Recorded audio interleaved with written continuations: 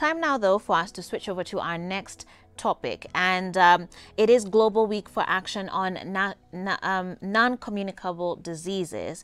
And with me here I have two guests. At the far end there we have Mr. David Makumi, who's the Vice Chair for the NCD Alliance, and here also we have Sharon Bogwa, who, hey, the name is so long. You've said it's a mouthful. It's a mouthful. I've even struggled. It's a mouthful, Joyce. I can help you. Yes. It's the Kenya Association of the Welfare of People Living with Epilepsy. All right. Yeah, but thank God we have Kawe. Kawe. We're going to call it Kawe. Yeah. Karibuni sana to the show, to both asante of you. sana. Great to have you here. And Sharon, you're not only working with Kawe, you actually yourself are actually living with epilepsy. I do, yes. All right. Yes. Tell us a bit about your story, maybe even to begin with, what is epilepsy for the ones who may not be as informed? Who may not know, yeah. And that's a good question, because I think among the different, so we call it a neurological disease, or condition rather, it's not a disease. But yeah, I think that's one of the challenges.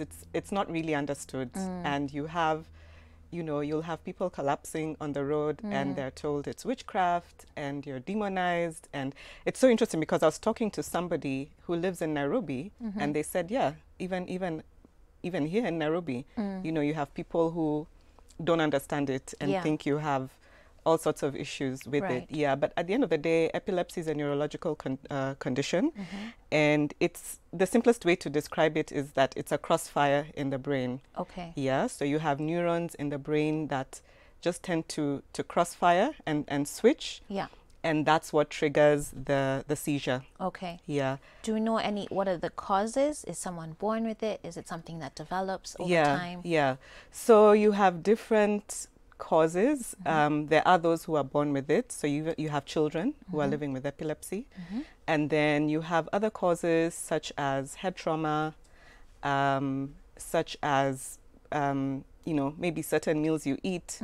So there are other causes outside of birth, but yeah, that's one of the major ones that you're born with it. Okay. Yeah. All right. Yeah. And of course, we'll continue kind of trying to understand epilepsy a bit more as we go along with the show. But let me also rope in Mr. Mukami here, who once again you're the Vice Chair for the NCD Alliance. Maybe you can just kind of give us an overview of what are some of the conditions that are classified as non-communicable. Thank you. Non-communicable diseases are interesting because they're actually described by what they are not. You know, when you say non-communicable, you're trying to describe something by what it is not. And essentially means all diseases that are not infectious, meaning that they cannot be passed on from one person to another, either by droplet, like we're talking about COVID and droplet, or by a vector, you know, the way you talk about malaria being transmitted by mosquitoes. So they are non-infectious diseases. And they are whole basket full. We tend to know the more common ones, you know, people say non-communicable diseases, cancer, diabetes, hypertension, cardiovascular diseases, but all other diseases, including epilepsy, and Kawe is actually one of the members of the Alliance. Epilepsy, multiple sclerosis, dementia. We're seeing a lot of people with dementia, you know, in their 70s or 80s.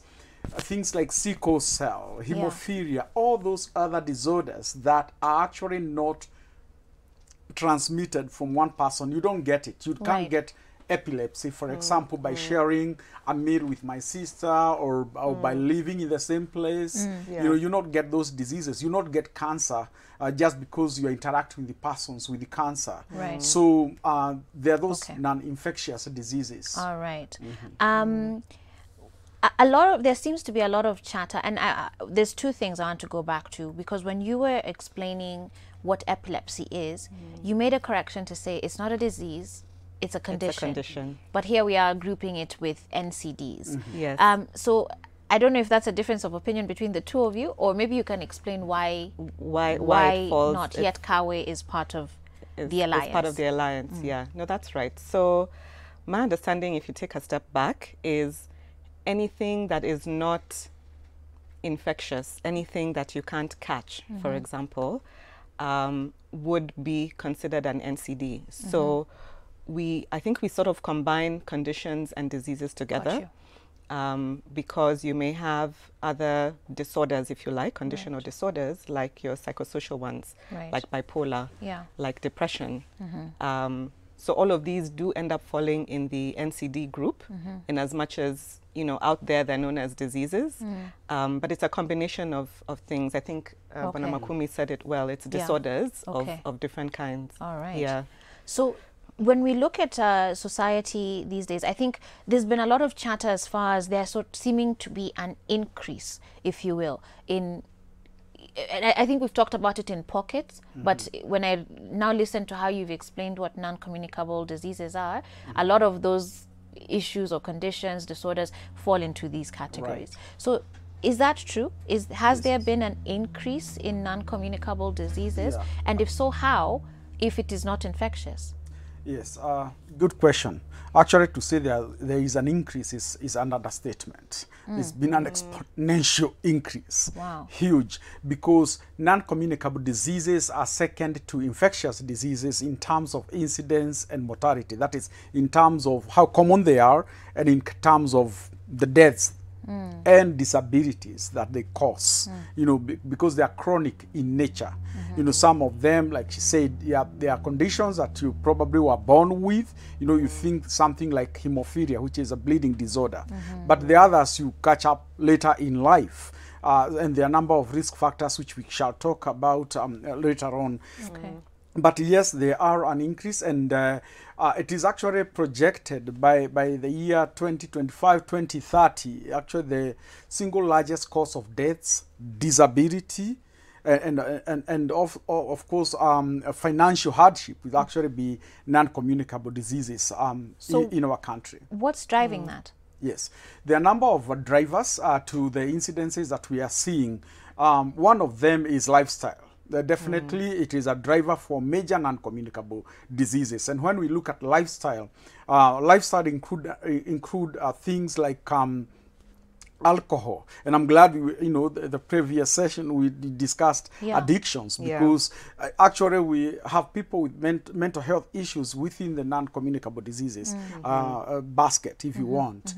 So the lifestyle changes. I mean, there is a lot of use of alcohol at a young age, and all sorts of alcohol. Alcohol is a major risk factor for all major non-communicable diseases. Alcohol is a group 1 carcinogen.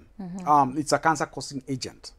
Alcohol is a risk factor for heart diseases. It's a risk factor for diabetes. So it's in addition to all the other social problems that alcohol causes. Use of tobacco. And tobacco is not just cigarettes. You know, we tend to think tobacco is just cigarette. Whether we are using it as shisha, and it is banned and people are still using it behind the scenes, whether it's the vaporized sort of tobacco and all these alternatives that the tobacco industry is bringing along as safer alternatives, it's still it's a major driver of non-communicable diseases. Tobacco causes heart disease, it causes cancer, and there is also the issue of diets. We have just switched off from the traditional raw organic foods to all sorts of very, very refined sugar sweetened beverages. So the type of diets that we are eating, whether it is just living on chipo as we are, and living on nyama choma and washing it down with alcohol, those are all drivers, and physical inactivity. Let me rope in Sharon, and specifically drill this down to epilepsy. Just remind us again then, are there any sort of specific causes then of epilepsy? We've agreed that some people are born with it. For other people, it develops over time. Having listened to what Mr. Makumi is saying about the increase and all of these different risk factors, do any of them sort of ping something for you as far as epilepsy specifically is concerned? Yeah. I think one of the big ones is alcohol, because we do know people who you get so high and you collapse. In fact, sometimes you collapse and you seize. I know somebody who that happens to their brother, and someone else happens to your sister. So I think that's a big one. It's a big driver, so to speak. Perhaps not so much the other risk factors, tobacco, I think physical inactivity as well, because if you are still, a lot of the times, you know, your body gets used to just not moving, right? And eventually that could trigger, or that could be a driver for epilepsy. The other thing that I think is important to appreciate is that there's so many kinds of seizures, because you could have, people know the collapse, you know, froth at the mouth, shaking, convulsing kind of seizure, which I think is probably the more common one. But you have seizures where somebody just sits still and then they're not with you, they're absent. And that's still a kind of seizure. Right. You have others where you are slightly shaking in your sleep, perhaps, and you're not even conscious about it. But you wake up and you realize other people tell you you've had a seizure. So I think that was interesting for me to find out as well, because I think my case is pretty unique in that I developed it, or I got it after a head trauma injury, and I got it in adulthood. So I was actually only diagnosed 2 years ago. Wow. So mine is a whole different story, but you know, I do live with it. Yeah. Right. Okay. And that's the other question then that I'd like for us to move into, because you're saying you live with it. Is it something that can be cured? Because I think there's also a lot of questions around non-communicable diseases. As it's very confusing, you know, for a layman, because no one can give it to you, you know, by sneezing or coughing on you. But at the same time, the disease, they can be very aggressive at the same time. And then there's questions about treatment, and then it's, oh no, it's not treatment, it becomes management. So talk to us about that, just so that we can fully understand it. I'll come to you, but in your case, for example, now you're saying you're living with it. Are there treatment options to sort of permanently cure epilepsy? And if not, then what does managing it look like? So living with it means that I am what we call controlled, because I take medication to suppress the symptoms of epilepsy. And again, you have different kinds of medication, and sometimes you'll begin one and you realize it's not working for you. You're still having the seizures, so you keep trying for one that, you know, minimizes the effects of the seizure. As far as treatment, there are people who, after a long time of taking medication, they stop. You stop seizing.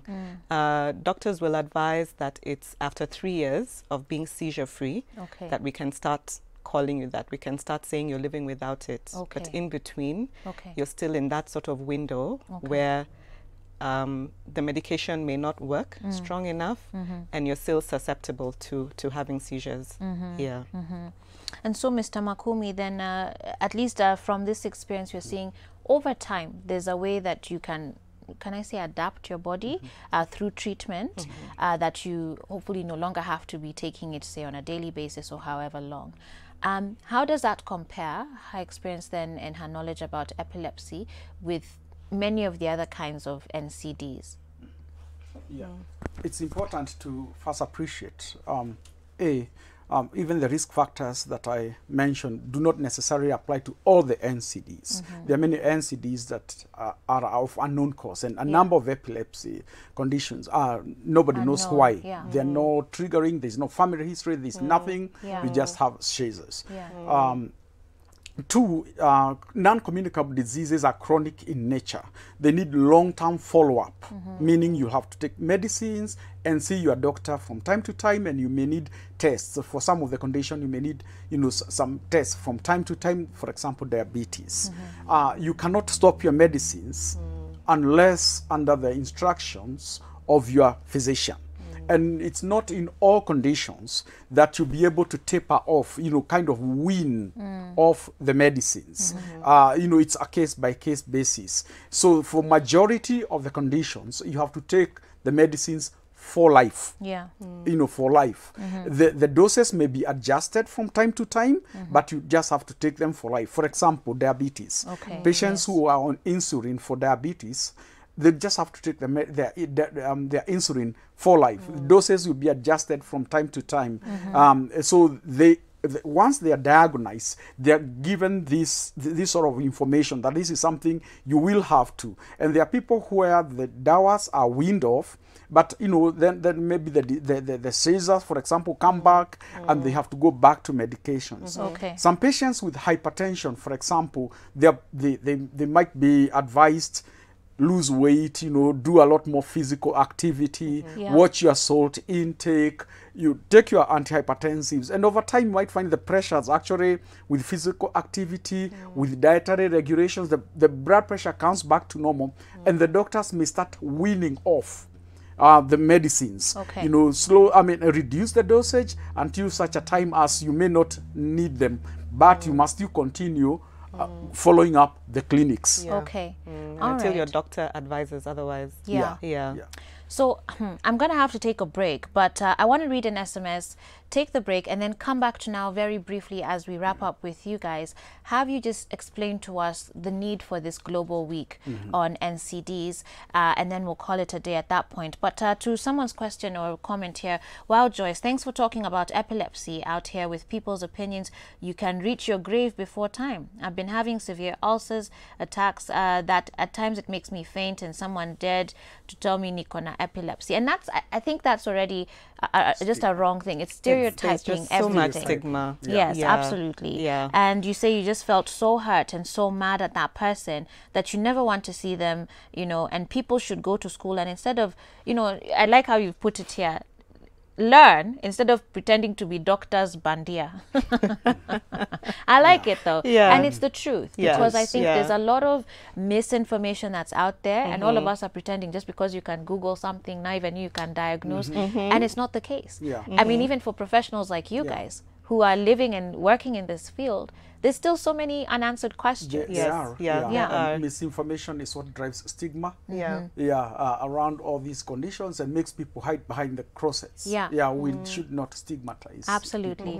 And I think this will then be a good point to take a break, and perhaps this is the very reason why this global week needs to happen. And so let's take that break, and then we'll come back very briefly with you guys to touch on that before we move on. Stay tuned, and 22999 is the SMS line.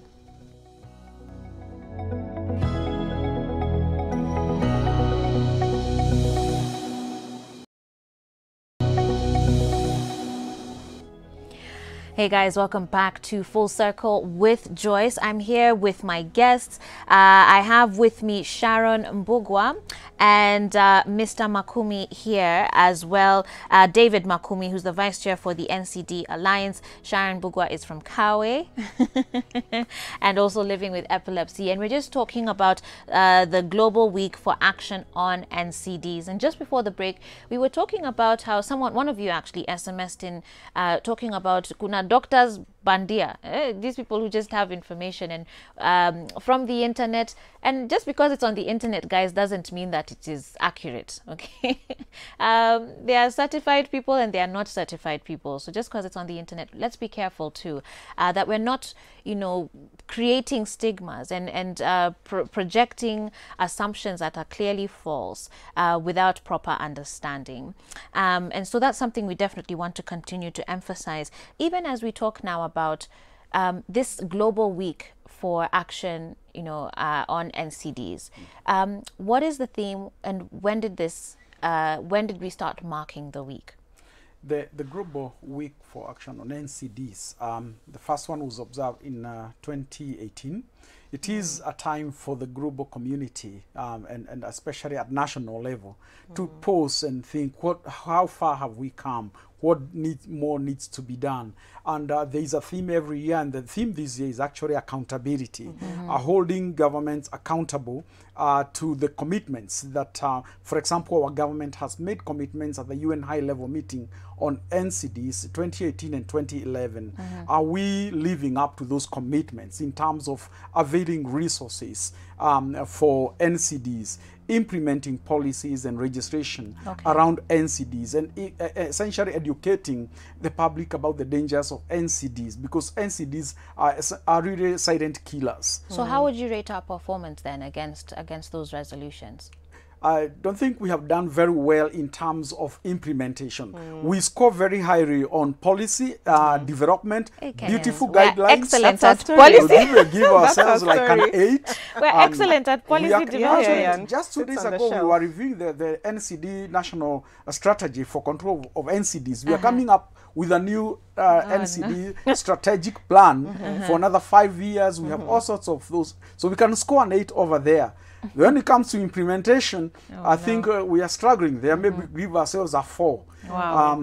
Because we've done pretty well with fighting on tobacco, but there are too many vested interests. But I mean, Kenyans don't even know that this country has a national policy on physical activity. Wow. I was so surprised to find that out as well. Wow. It's somewhere on a shelf. Yeah. But as people out there, does the government care whether you exercise or you don't?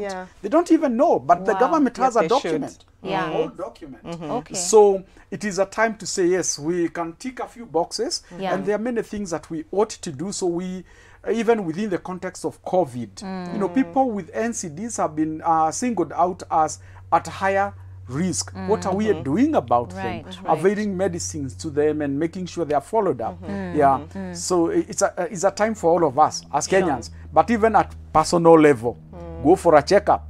You know, look at your lifestyle. If you use tobacco, smoking, stop. There's no safe level of tobacco. If you use alcohol, stop. And those are important points to make. That I think we try and justify too many things, and you say, but it's at a safe level. There's nothing like that. Yeah. Look at your intake of foods. You can actually choose to have an orange or 2 and a watermelon instead of cheapo. You know, healthy choices. They don't have to be expensive. And Sharon, what does this week mean for you too, and for Kawe?